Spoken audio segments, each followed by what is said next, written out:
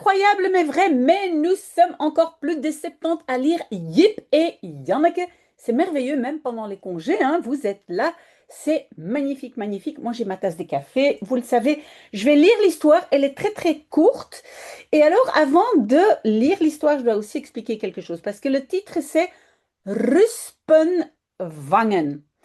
Alors que ruspen n'est pas le mot correct et vous allez voir dans le texte quand on va l'analyser que ce sont les petits-enfants qui n'ont pas bien prononcé. Donc voilà. Donc faites attention à ça. Donc je vous lis l'histoire et après on va analyser ensemble. Ruspenwangen. Kijk eens, roept Jip. Een gek beest in de heg. Het is een rusp, zegt Janneke. Oh, een rusp, zegt Jip. Kijk, hij heeft allemaal haartjes. En hij wil wel op mijn vinger kruipen. En hij heeft wel 100 voetjes. Ze gaan naar moeder. Moeder staat te wassen. Haar handen zijn vol schuim. Een rusp, roept Jip. Rups, zegt moeder. Pas op, laat hem niet in het sop vallen. Mag hij hier blijven? Vraagt Jip. Van mij mag het, zegt moeder. Maar de rups vindt dat niet leuk. De rups wil liever buiten. Breng hem maar naar de heg. Naar zijn vrouw, zegt Jip, en naar zijn kindertjes. De rups heeft nog geen vrouw en kindertjes, zegt moeder. De rups gaat eerst veel eten en dan gaat hij stilzitten in een hoekje en hij valt in slaap. En als hij wakker wordt, is hij een vlinder. Heus? Ja, heus, zegt moeder. Jip en Janneke brengen de rups terug naar de heg. De rups gaat gauw eten. En de volgende dag gaan ze kijken of hij slaapt. Maar de rups is weg. Dat is jammer. En als Jip en Janneke nu een vlinder zien, vragen ze: is dat nu de rups? Het kan best, zegt moeder. Wie weet. Voilà, ça c'était la petite histoire. Et maintenant, je vais connecter mon petit tableau et on va analyser ensemble. Donc, vous voyez, le titre, c'est Ruspen, mais voilà, donc vous voyez, les petits-enfants, souvent, ont encore difficile à prononcer des mots et donc, ils ont inversé S et P parce qu'en néerlandais, c'est rupsen. En rups, bon, c'est cet animal, hein, c'est une chenille. Et vangen, ça veut dire attraper. Donc, attraper des chenilles. Kijk eens, roept Jip, een gek beest in de heg. Regarde un peu, crie Jip. Un beest, c'est une bête, hein? Une bête, oui. Gek, ça peut être fou, mais ça peut être aussi bizarre. Et ici, c'est plutôt bizarre. Donc, moi, je vais traduire ça en français par une drôle de bête dans la haie. Hein? De heg, c'est la haie. Het is een rusp, zegt Janneke. Donc, het is, hein, c'est une chenille, mais donc elle a mal prononcé, hein, c'est une chenille, dit Janneke. Oh, een rusp, zegt Jip. Oh, une chenille, dit Jip. Kijk, hij heeft allemaal haartjes en hij wil wel op mijn vinger kruipen en hij heeft wel 100 voetjes. Donc Jip dit, regarde, il a, donc allemaal ça veut dire beaucoup de haartjes, petits poils, mais vous le savez en néerlandais, cheveux et poils, c'est le même mot, hein, donc il a plein de petits cheveux ou de petits poils, et il veut bien, donc on a un verbe devant, le deuxième va être à la fin, donc kruipen, hein, il veut grimper, monter, grimper, il veut bien grimper sur mon doigt.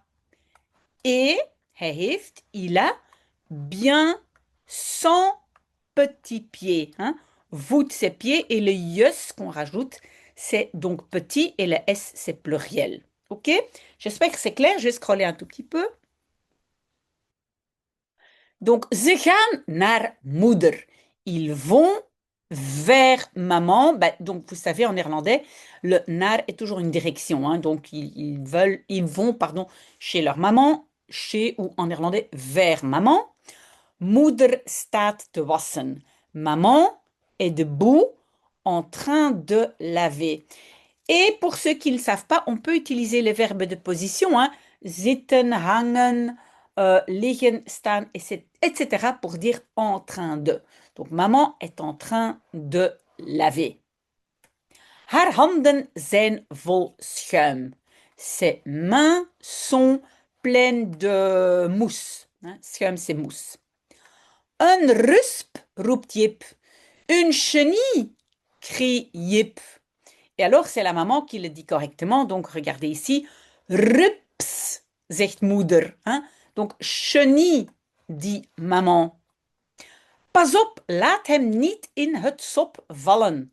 Donc, attention, pas op, ça vient du verbe oppassen, mais même à l'impératif, donc la particule est derrière. Donc, laisse-le pas, donc ne le laisse pas. Le deuxième verbe à la fin, hein, vallen, tomber. Donc, ne laisse pas tomber, ne le laisse pas tomber in het sop, dans, et sop, en fait, c'est de l'eau savonnée. Donc, ne le laisse pas tomber dans l'eau savonnée. Mag hij hier blijven, vraagt Jip. Peut-il, blijven, deuxième verbe à la fin, rester ici, demande Jip. Van mij mag het, zegt moeder.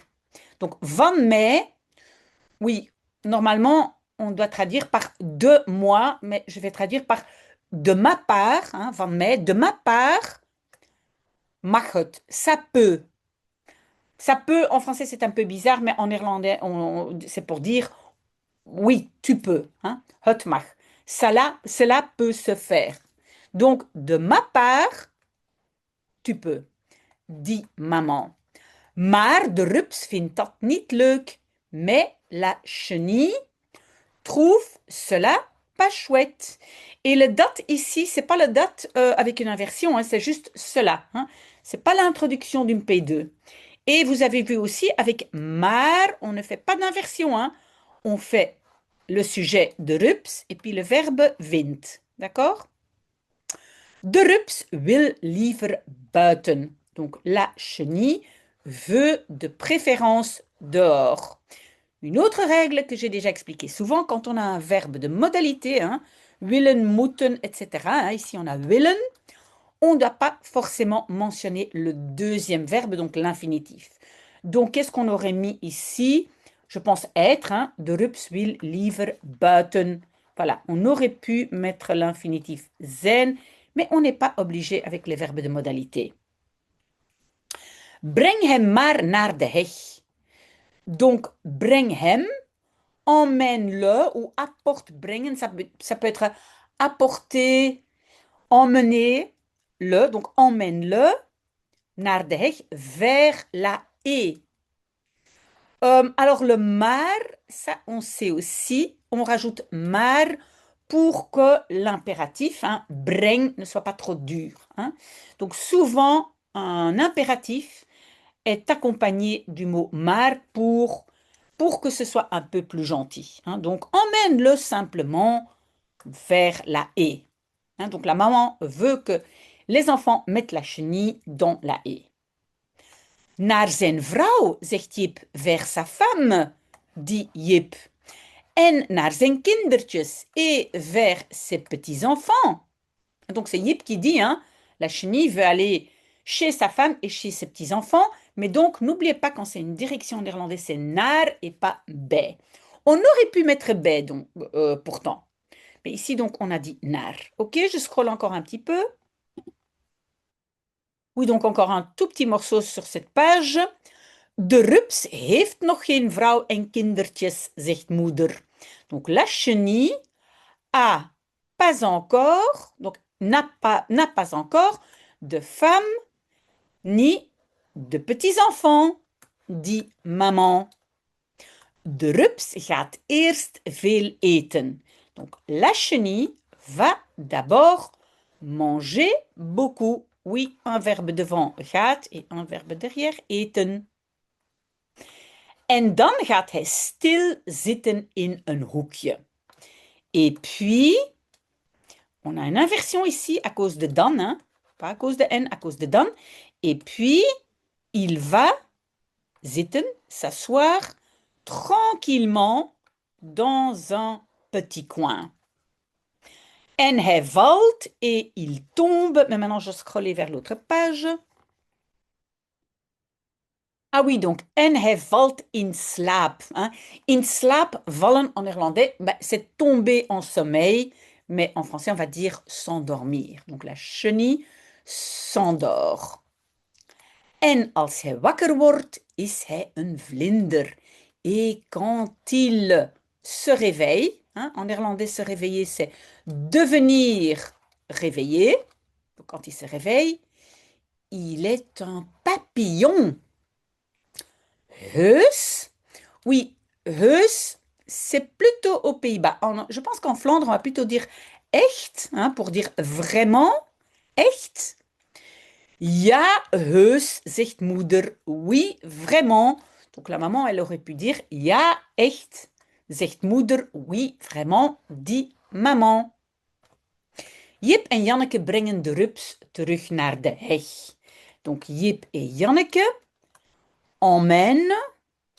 Ah, attendez, il y a aussi le terug, c'est la particule séparable. Donc c'est terug brengen, c'est ramener. Donc il ramène la chenille vers la haie. De rups gaat gauw eten. Donc la chenille va vite manger. En de volgende dag gaan ze kijken of hij slaapt, maar de rups is weg.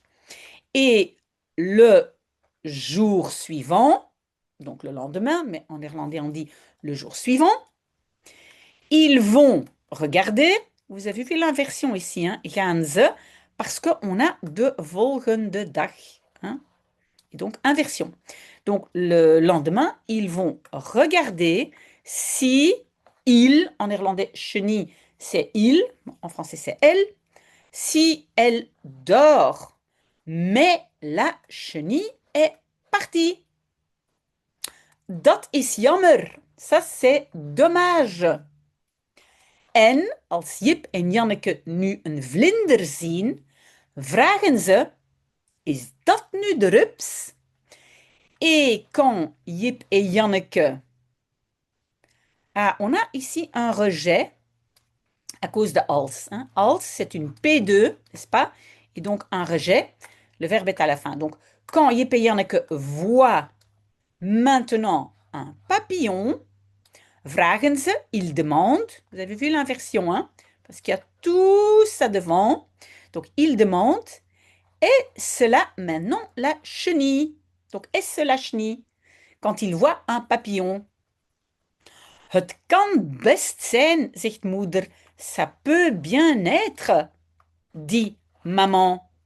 Wie weet, qui sait?